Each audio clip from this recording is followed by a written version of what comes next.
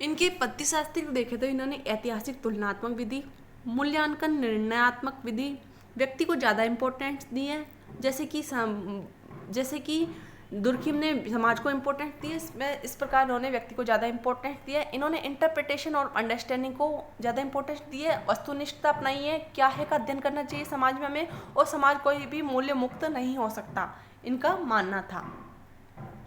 इन्होंने idol type के बारे में बताया कि आदर्श प्रारूप कोई आदर्श तत्व नहीं है, बल्कि एक अध्ययन करने की विधि है। अध्ययन करने की विधि है कि किसी घटना को देखने का दृष्टिकोण, किसी घटना को उसी रूप में देखना जिस रूप में वह घटना घटित होती है। जैसे कि सामने वाले व्यक्ति का दृष्टिकोण है। जैसे कि एक माँ अपने बच्चे को पिटाई कर रही है, तो हम देखेंगे कि उसकी माँ कितनी बेकार है कि उसके बच्चे की पिटाई कर रही है। लेकिन हम अगर उसकी माँ के दृष्टिकोण से देखें तो वो बच्चे की सही तरीके से पिटाई कर रही है, क्योंकि अगर बच्चे की पिटाई नहीं करेगी, डांटेगी नहीं, तो बच्चा बिगड़ सकता है। बच्चे पढ़ाई नहीं कर रहा है, इस वजह से पिटाई कर रही होगी, क्या पता। इस प्रकार हम देखें तो हमारे पॉइंट ऑफ व्यू चेंज हो सकता है। हाँ, बच्चा मान नहीं रहा होगा, इस वजह से माँ उसको थोड़ा प्रेशर डाल रही है। ऐसे ही एक ऑटो वाले अंकल, उसके बच्चे इसी प्रकार हम अलग अलग दृष्टिकोण से लोगों का अध्ययन कर सकते हैं। इससे वेस्टर्न मेथड को अपनाया। वेस्टर्न मेथड में समझपरक अध्ययन को ज़्यादा इम्पोर्टेंट दी है कि हमें कोई भी घटना को देखने का दृष्टिकोण है कि समझपरक अध्ययन, उस व्यक्ति के नज़रिए से भी उस घटना को देखना। इसमें वस्तुनिष्ठ और व्यक्तिनिष्ठ दोनों तत्व शामिल हो जाते हैं। Theory, A blue print of any phenomena, कोई भी घटना को देखने का एक ब्लू प्रिंट। युक्तिकरण का तात्पर्य कि जैसा साध्य है वैसा ही साधन अपनाना। युक्तिकरण है कि जो साध्य है वैसा ही साधन अपनाना, इसको बोलता है युक्तिकरण। लोहे पिंजरे का नियम। आदर्श प्रारूप में 3 प्रकार से वर्णन किया गया है। आइडल टाइप में ऐतिहासिक रूप से घटनाओं का अध्ययन, जो प्रोटेस्टेंट एथिक्स और स्पिरिट कैपिटलिज्म में बताया गया है। ऐतिहासिक तत्वों का अमूर्त विश्लेषण, जो आधिकारिक तंत्र में और सामंतवाद में बताया गया है। और विवेकीकरण और तर्कसंगत, नैतिक मूल्य नहीं बल्कि आदर्श क्रिया के रूप में घटना का अध्ययन। धर्म का योगदान, Protestant ethics and spirit of capitalism, जो 1905 में इनकी बुक आई थी। इन्होंने विश्व के सभी धर्मों का लगभग अध्ययन किया था, जिसमें इन्होंने 6 महान धर्मों का अध्ययन किया। इसमें ईसाई, हिंदू, इस्लाम, बौद्ध, यहूदी, कन्फ्यूशियस, विश्व के सभी धर्मों का अध्ययन किया और धर्म और आर्थिक सामाजिक घटनाओं के बीच में संबंध को दर्शाया कि धर्म और आर्थिक क्रिया किस प्रकार एक दूसरे से जुड़ी हुई है। आर्थिक पूंजीवाद केवल पश्चिमी देशों में क्यों आई? इन्होंने बताया कि केवल पूंजीवाद पश्चिमी देशों में क्यों आया, भारत में क्यों नहीं आया पूंजीवाद। ईसाई धर्म में कैथोलिक और प्रोटेस्टेंट, जो बेंजामिन फ्रैंकलिन द्वारा लिखा गया है, और कैथोलिक धर्म मार्टिन लूथर ने अपना पॉइंट ऑफ व्यू दिया है, का अध्ययन किया। कैथोलिक रूढ़िवादी थे, प्रोटेस्टेंट एक खुले विचारों वाले लोग थे। प्रोटेस्टेंट धर्म को मानने वाले खुले विचार थे, और जो कैथोलिक धर्म को मानते थे वो थोड़े रूढ़िवादी थे। के आचार विचार, कुछ ऐसे नियम हैं जो पूंजीवादी के विकास में सहायक है। प्रोटेस्टेंट धर्म में कुछ ऐसे नियम थे जो केवल पूंजीवाद के विकास में सहायक सिद्ध हुए, जिसमें से उनके विचार किस प्रकार थे कि बौद्धिक ढंग से आर्थिक व्याख्या की उन्होंने, व्यक्तिगत संपत्ति को अच्छा माना, समूह के द्वारा समूह का उत्पादन होता है, कार्य में उत्साह और कुशलता दिखाना, और बाजार के लिए उत्पादन करना। इस प्रकार की उनकी इंटरनली विचार थे प्रोटेस्टेंट धर्म वालों के। इस वजह से वहाँ पे पूंजीवाद ज़्यादा पनपा। और देखिए तो प्रोटेस्टेंट के विचार में धन क्या है? धन का मानना था कि समय ही धन है, समय को वो धन मानते थे, इसलिए उसका उपयोग करते थे। कर्ज ही रुपया है, किसी व्यक्ति के ऊपर कर्ज है तो वो रुपये के समान है। धर्म के द्वारा ही धन की वृद्धि होती है, पैसा ही पैसे को कमाता है। कार्य का गुण, मनुष्य में एक कार्य का गुण होना चाहिए। ईमानदारी सर्वोत्तम नीति है, और धन कमाने और बचाने में बुद्धिमानी है। काल्विन ने बताया कि कार्य ही स्वर्ग है। सामाजिक क्रिया, इन्होंने दूसरा अपना स्टेटमेंट दिया सोशल एक्शन पर। सामाजिक क्रिया, 2 या 2 से अधिक व्यक्ति, सामाजिक क्रिया के बारे में उन्होंने बताया कि अपने सामाजिक क्रिया पर उन्होंने दिया कि सामाजिक क्रिया क्या होती है। 2 या 2 से अधिक व्यक्ति अर्थपूर्ण ढंग से प्रभावित होते हैं। 2 या 2 से अधिक व्यक्ति अर्थपूर्ण ढंग से प्रभावित होते हैं तो उसे बोलते हैं सामाजिक क्रिया। समाजशास्त्र सामाजिक क्रिया के अर्थपूर्ण अवबोधन का विज्ञान है। समाजशास्त्र क्या है? अर्थपूर्ण अवबोधन का विज्ञान। सामाजिक क्रिया कार्य और दृष्टिकोण को क्रिया कहते हैं। सामाजिक क्रिया किसे कहते हैं? कार्य और दृष्टिकोण को सामाजिक क्रिया कहते हैं। व्यक्ति और व्यक्तियों की क्रिया सामाजिक तभी है जब कर्ता उसका कोई प्राकृतिक अर्थ लगाए, वह दूसरों के व्यवहार से प्रभावित हो या उसके अनुसार गति निर्धारित करे। यानी कोई व्यक्ति, अगर दो व्यक्ति कर रहे हैं तो वो अर्थपूर्ण ढंग से क्रिया होनी चाहिए, दूसरे व्यक्ति को प्रभावित की जानी चाहिए। इस प्रकार की क्रिया को प्राकृतिक क्रिया के आधार पर ही हम क्रिया कह सकते हैं। दो व्यक्ति आपस में जा रहे हैं और आपस में जाते टाइम वो एक दूसरे से टकराए, टकराने के बाद अगर वो चले गए अपने अपने रास्ते तो वो सामाजिक क्रिया नहीं कहलाएगी। अगर वो एक दूसरे को थप्पड़ मारते हैं, गुस्सा मारते हैं, गाली गलौज करते हैं, इस प्रकार की क्रिया सामाजिक क्रिया कहलाएगी। इन्होंने 4 प्रकार की सामाजिक क्रिया बताएं: परंपरागत क्रिया, मूल्यांकन क्रिया, भावनात्मक क्रिया, तार्किक क्रिया। परंपरागत क्रिया से तात्पर्य की परंपरा से जुड़ी हुई क्रिया जो पीढ़ी दर पीढ़ी हस्तांतरित होती है, जैसे कि हमें पैतृक में मिली हुई क्रिया है, धर्म का पालन परंपरागत क्रिया है, किसी के पैर छूना परंपरागत क्रिया है। मूल्यांकन क्रिया, मूल्य की कसौटी पर खरे उतरना, मूल्य की कसौटी के आधार पर खरा उतरना मूल्यांकनात्मक क्रिया है। जैसे कैप्टन डूबते हुए जहाज को छोड़कर नहीं जाता, क्यों? ये मूल्यांकन क्रिया, उसको मूल्यों का सिखाया नहीं गया उसको। जैसे कि एक स्त्री का जोहर करना मूल्यांकन क्रिया है, क्योंकि उसके मूल्य उसको करने के लिए कहते हैं कि नहीं ये मेरे लिए ये ठीक है। इस प्रकार सच्चाई, ईमानदारी, देशभक्ति आदि मूल्यांकनात्मक क्रिया है। वहीं हम भावनात्मक क्रिया को देखें तो संवेगों और भावना से जुड़े हुए क्रिया भावनात्मक क्रिया कहलाती है। जैसे कि एक लड़की की विदाई के टाइम उसके घर वालों का रोना भावनात्मक क्रिया के अंतर्गत आता है।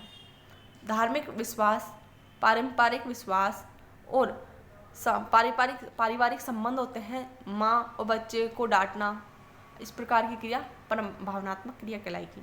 तार्किक क्रिया कार्य कारण संबंध के आधार पर तार्किक क्रिया कहते हैं। जैसे कि हमको आईएएस की तैयारी करनी है तो हमको आईएएस की फॉर्म भरना पड़ेगा, आईएएस की कोचिंग ज्वाइन करनी पड़ेगी, जैसा साध्य होगा हमारा वैसे ही हमको साधन अपनाने पड़ेंगे। इसको बोलते हैं तार्किक क्रिया, तर्क के आधार पर निर्णय लेना। इसकी विशेषता देखिए तो सामाजिक क्रिया क्या है क्या नहीं है। अनुकरण सामाजिक क्रिया नहीं है। अगर कोई व्यक्ति एक दूसरे का अनुकरण कर रहा है तो सामाजिक क्रिया नहीं है। अवचेतन रूप से की गई क्रिया, जैसे कि पूजा मंदिर में जाते समय हाथ जोड़कर भगवान के सामने प्रार्थना करना, ये कोई सामाजिक क्रिया नहीं है। अवचेतन क्रिया सामाजिक क्रिया नहीं है। व्यक्ति की क्रिया अर्थपूर्ण ढंग से संबंध होनी चाहिए, एक दूसरे व्यक्ति को प्रभावित भी करे। प्रभाव और प्रभावित करने की क्रिया सामाजिक क्रिया है। इस पर हमने बताया कि 2 प्रकार की क्रिया देख सकते हैं, वर्थ रेशनल और जॉय रेशनल। वर्थ रेशनल मूल्यों के से प्रेरित होती है और जॉय रेशनल तार्किक आधार पर प्रेरित होती है। हम समाज में रहते हैं तो हमें 2 प्रकार की क्रिया देखने को मिलती है। एक, हम मूल्यों के आधार पर अपनी लाइफ डिसाइड करते हैं या तार्क के आधार पर डिसाइड करते हैं। इस प्रकार हमारे जीवन में दोनों बहुत इंपॉर्टेंट होते हैं। हम अपनी लाइफ में पारिवारिक आधार पर मूल्यों को ज़्यादा इंपॉर्टेंस देते हैं और अपनी द्वितीय संबंधों के आधार पर, जैसे जॉब ऑफिस में हम तार्किक आधार पर ज़्यादा इम्पोर्टेंस देते हैं। इन्होंने शक्ति को डिफाइन किया। शक्ति क्या है? व्यक्तिगत रूप से वह अवसर जिसे कोई अपनी इच्छा पूर्ति कर सके। एक प्रकार की देखें तो एक प्रकार की कोई व्यक्ति दूसरे की इच्छा के विरुद्ध वो कार्य करवा ले, उसको बोलता है शक्ति। इसको बोलते हैं शक्ति। शक्ति को इन्होंने 4 भागों में बांटा है: तार्किक शक्ति, परंपरागत शक्ति, चमत्कारी शक्ति, दमनात्मक शक्ति। तार्किक शक्ति है नौकरशाही में देखने को मिलती है। तर्क के आधार पर निर्णय लेने की शक्ति तार्किक शक्ति कहती है, जो नौकरशाही में ऑफिस कर्मचारियों के आधार को मिली होती है। परंपरागत शक्ति जो परंपरा के आधार पर मिली होती है, शक्ति को परंपरागत शक्ति कहते हैं। जैसे राजतंत्र में देखने को मिलता है, राजा का बेटा राजा बनेगा, इस प्रकार परंपरागत शक्ति। चमत्कारी शक्ति जैसे महात्मा गांधी और अभी जो बाबा लोग आए हैं वो उनके पास जो शक्ति है वो चमत्कारी शक्ति है। करिश्माई शक्ति का सबसे पहले उपयोग ट्रोलेस ने किया था, करिश्माई शक्ति का। और दमनात्मक शक्ति राज्य के पास होती है, इसको बोलते हैं दमनात्मक शक्ति। शक्ति का कुल योग प्लस माइनस मिलकर शक्ति का कुल योग बनता है, यानी शक्ति शून्य हो जाती है। सत्ता, शक्ति को जब वैधता मिल जाती है तो सत्ता का रूप ले लेता है, इसको बोलते हैं वैधानिकता। वैधानिकता मिल जाती है शक्ति को जब वो सत्ता बन जाती है। सत्ता में 3 प्रकार की सत्ता बताइए: चमत्कारी शक्ति पद में निहित होती है, तार्किक शक्ति तर्क के आधार पर मिल होती है जैसे कि नौकरशाही में, और परंपरागत शक्ति मुखिया राजनीति में मिली होती है। वहीं जो दमनात्मक शक्ति है वो गुंडे वगैरह डाकू वगैरह होते हैं, उनको दमनात्मक शक्ति में गिनते हैं। वैधता किसी पद और व्यक्ति में ऐसा विश्वास जो व्यक्ति स्वयं अपनी इच्छा पूर्ति के लिए तत्पर हो जाए। वैधता क्या है? किसी पद या व्यक्ति में ऐसा विश्वास जो व्यक्ति स्वयं और उसकी इच्छा पूर्ति के लिए तत्पर हो जाए। नौकरशाही एक प्रकार की तार्किक संस्थानात्मक संगठन जिसका उद्देश्य प्रशासनिक कार्यों को सुचारू रूप से चलाना। नौकरशाही क्या है? तार्किक क्रिया है जो हायरार्की पाई जाती है उसमें, और प्रशासनिक कार्य को ढंग से चलाने की क्रिया को नौकरशाही कहेंगे। नौकरशाही व्यवस्था की बात करें तो नौकरशाही का सबसे पहले डी गार्ने द्वारा दिया गया था। नौकरशाही में संस्थानात्मक व्यवस्था होती है, हायरार्की होती है। एक पद के ऊपर दूसरा पद होता है, दूसरे के ऊपर तीसरा पद होता है। इस प्रकार आदेशों को एक छोटे पद के लिए बड़ा अधिकारी छोटे को आदेश देता है और छोटा उससे छोटे को आदेश देता है। इस प्रकार कार्य होता है। ये औपचारिक संगठन है।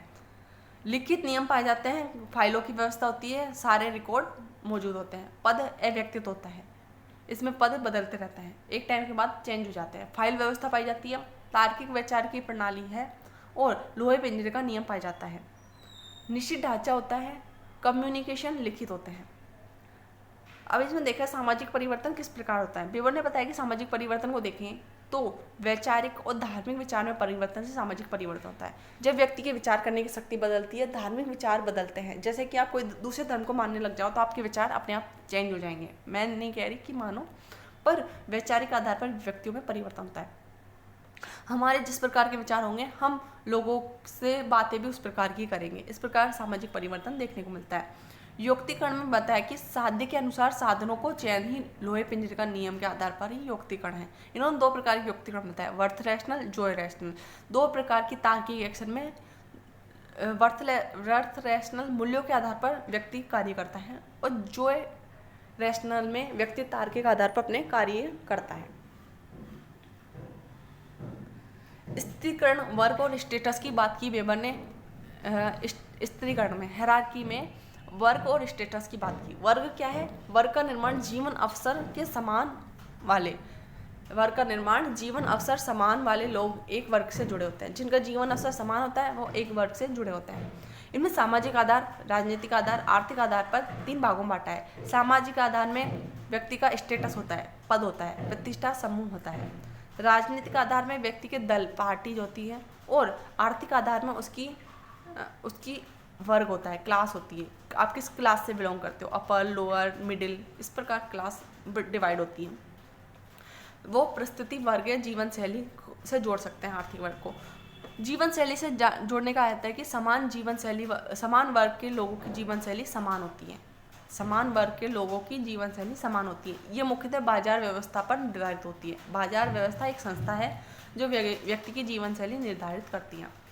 इन्होंने चार प्रकार के वर्गों की बात की। बुर्जुआ वर्ग, श्वेत वसन बुर्जुआ, नील वसन बुर्जुआ और मजदूर वर्ग। बुर्जुआ वर्ग वे होते हैं जैसे कि अंबानी, जिसके पास पूंजीपति लोग होते हैं, जैसे कि अंबानी, अडानी, टाटा, बिरला। और श्वेत वसन बुर्जुआ जो दिखावे के लिए उपभोग करता है, जो हमारे नेताज हैं, जो कर्मचारी हैं, उसको बोलता है श्वेत वसन बुर्जुआ। नील वसन बुर्जुआ प्रतिष्ठा, पैसा कम होता है, प्रतिष्ठा अच्छी होती है। इनकी कर्मचारी वर्ग होता है जो लोअर मिडिल होता है। और मजदूर, श्रमिक वर्ग, जिसके पास अपनी रोजी रोटी होती है, उसको बोलते हैं मजदूर वर्ग। जैसे कि मार्क्स ने बोला था कि वर्ग में संघर्ष होगा, लेकिन वेबर का मानना था कि वर्ग में संघर्ष नहीं होता, वर्ग में प्रतिस्पर्धा होती है, गला काट प्रतिस्पर्धा होती है। हर व्यक्ति एक दूसरे से कंपटीशन कर रहा है। राजनीतिक दल, संगठित समूह शक्ति प्राप्त करने का आधार है। राजनीतिक दल क्या है? शक्ति प्राप्त करने का आधार है। संगठित समूह है जो शक्ति प्राप्त कर सकता है। इन्होंने नगर को भी डिफाइन किया है। नगर को बाजार के स्थान के रूप में परिभाषित किया। उन्होंने बताया कि नगर क्या है? नगर एक बाजार की व्यवस्था है। इसमें आर्थिक संगठन के रूप में नगर पाए जाते हैं जो वस्तु का विनिमय करते हैं। एक दूसरे सामान को कोई व्यक्ति खरीदता है, कोई बेचता है, इस प्रकार के विनिमय देखे जा सकते हैं। और राजनीतिक संगठन के रूप में भी इन्होंने बाजार को बताया है। वेबर ने नगर के आदर्श प्रारूप में बताया कि अपेक्षाकृत व्यापार की प्रधानता होती है, वाणिज्य संबंधों की मोर्चाबंदी होती है, एक बाजार होता है और न्यायालय होता है। कम से कम आंशिक रूप से स्वायत्तता व स्वशीर्षकता पाई जाती है। यानी उसमें बाजार होएगा, वाणिज्य व्यवस्था होगी, सामानों का लेन देन अच्छी खासी होगी, एक बाजार होगा, उसमें न्यायालय होगा, और कम से कम स्वायत्तता प्राप्त